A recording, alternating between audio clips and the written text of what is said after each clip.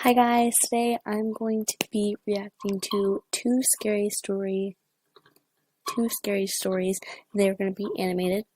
I was going to do another video of me reacting to jump scares, but I kind of watched a little bit of it and I was like too scared.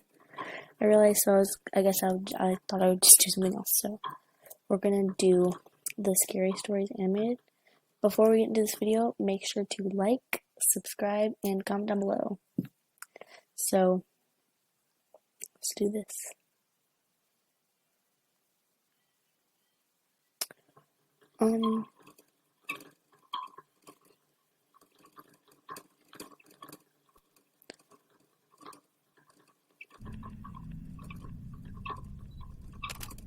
Okay, let's do this.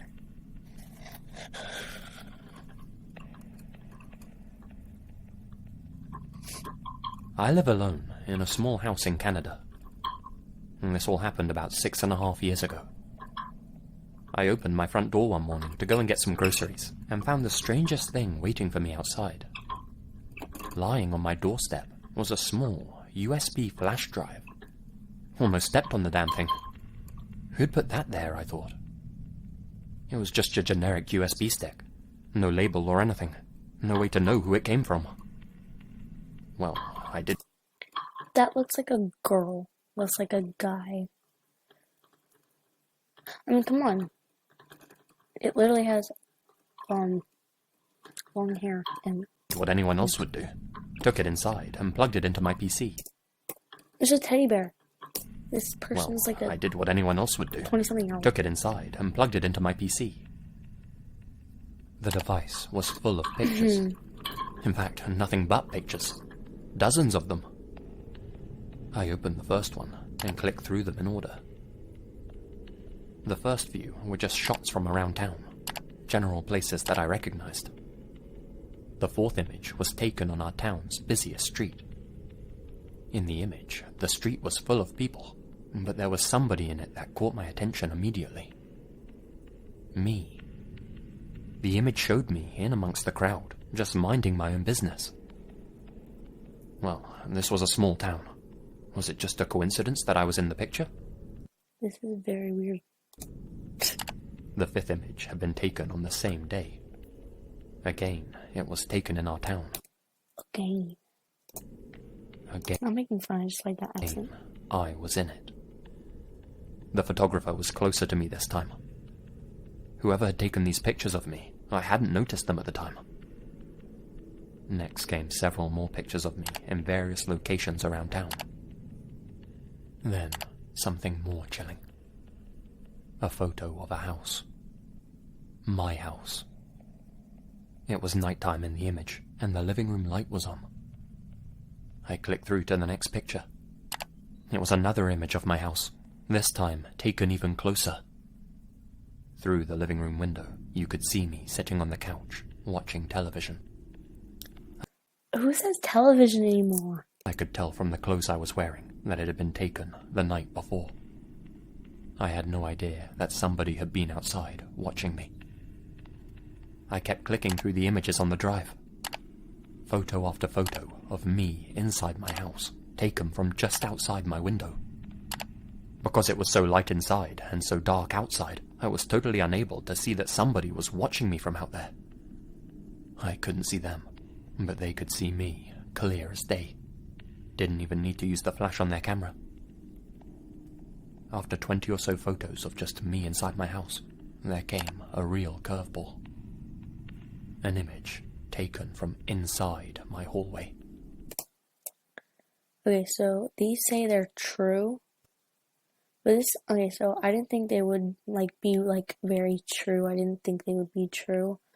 But this seems like something that would happen in our real world today, so I believe it now. Because this is something that would happen. Woman, or whoever was taking these pictures of me, had been inside my house the night before. There were photos of my living room, now lightless and empty, obviously taken after I'd gone to sleep. Photos of my kitchen, of my dining area, my stairwell, and several taken as the unknown person ascended my stairs towards where I was sleeping. My brain started to run wild with thoughts about who had been following me. Had I wronged someone in the past? Said the wrong thing to the wrong guy? Was this just some weirdo who'd decided to target me? Were they armed when they came to pay me a visit? Whatever the case, somebody had come inside. To pay me a visit. This man, okay, it seems like he said this like, yeah, go follow this person, please. Because they made this November. Why does it seem like so 1990s? My house at night and taken pictures of all of the rooms, including my bedroom. The second to last photo was of me, fast asleep in my bed, totally oblivious to the person in my home. The final image was just of a handwritten note, framed in close-up. The message on it simply read, "Never hide a spare key under your doormat." I've since moved house.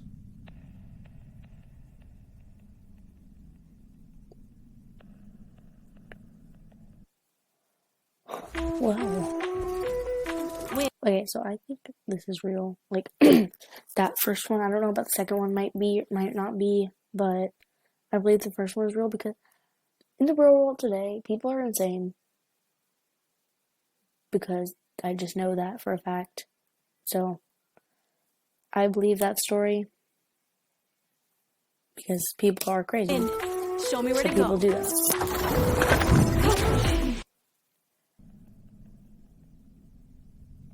Story 2. This all took place a couple of years back. I was walking my dog through a local park late one night and decided to take a little break. Okay, so I know for a fact that this isn't by the same man, but like these are two true stories. I don't know about the second one, but the first one is a true story. But they say it's two true stories, but it's about different people and different times, but they're just stories that happened in the real world. Break on one of the park benches. I sat down and immediately felt something under my butt. It was a Under my butt. USB flash drive, which had either been forgotten or abandoned by somebody. Again at the USB. I waited around for maybe 5 minutes to see if somebody would come back and claim it. Nobody did, so I just put it in my pocket. Like I said, it was late at night, so the park's lost and found area was closed. I planned to head back there in the morning before work and hand it over. Maybe the owner might come by and collect it. Probably a student who had some work assignments on it, I figured. As I sat at home, my curiosity got the better of me, and I decided to take a quick look at what was on the USB. I plugged it into my computer and checked its contents. Strange. There was only one file on the USB. An Excel file of all things. Some poor schmuck must have lost this thing after its first use.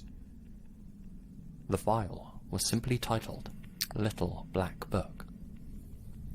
Needless to say, I opened the document. It was just a large collection of names, addresses, and numbers. Mr. X, Tudor Hill Drive, 52,750. Mrs. Y, Springfield Avenue, 47,300. Dr. Z, Deacon Street. Okay, so this seems like very weird already. 52,200, etc. The list ran on and on, probably 40 or 50 names and addresses in total. At least 25 of them had been highlighted in red. The rest were just in black. Strange. Why would someone go through the trouble of making an Excel file with all this information in it, then saving it onto an empty USB as the only file? Were these someone's clients? Someone's friends? I had no idea. And what were the numbers next to each name supposed to mean? They were all in the same ballpark, between 30 and 60,000. And I decided to dig a little deeper and look up a few of the names and addresses, just to sate my curiosity, you know. Looks like Pamela's back. Let her in. Not all breakups last forever. Looks like Steve came back. This is almost finished. Just like 3 more minutes. I started with a couple of the names in black. It looked like these really were real people and their real addresses. Okay, Still didn't give any indication about what the numbers meant, though. I looked up one of the names in red. Mr. X. That's when things took a darker turn. Mr. X was indeed a real person, and the address listed was indeed his, but he had passed away a few years back under mysterious circumstances. The same was true of Mrs. Y, Dr. Z, and all the other names listed in red on the document.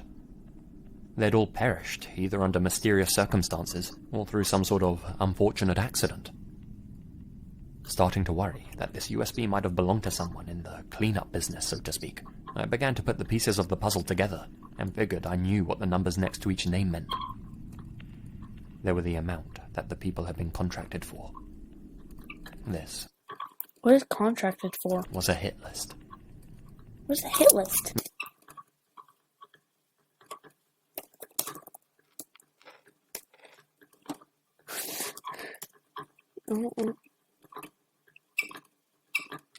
Yeah, okay, so let me just explain my search history. I don't know why my curiosity just was like boom, and then some good YouTube videos idea, because I don't know what to post. What is a hit list? It's people to be. Whoa. Dang. I immediately called up the authorities and handed the USB over to them, telling them where I'd found it and what the information pertained to. They took it from there, and I haven't heard anything else about it since. Had somebody left the USB on the bench intentionally for somebody else to come and collect? Or had it simply fallen out of the owner's pocket? I still don't know. Probably never will. But I'm glad that nobody came by that park bench during those 5 minutes I waited around. It was dark. The park was completely empty, and the owner or collector really wouldn't have wanted that USB to fall into somebody else's hands. Who knows what they might have done. Dang, ooh, guys, maybe, the police could have, like, gotten fingerprints from that.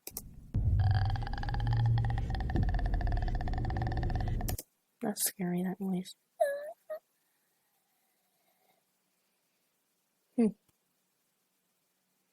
Okay, so, that was kind of scary. This is my little Kevin. Hello, Kevin. Okay, so, I believe both those stories. I don't know why. I just do, because they seem like something that would actually happen in the real world today. I don't know why. It just does, so I believe it. I don't know what I want to say. Comment down below if y'all want me to do others, like, more like this. Because I have no content. Like, I don't know what to do. So, before I go, make sure to like, subscribe, and comment down below.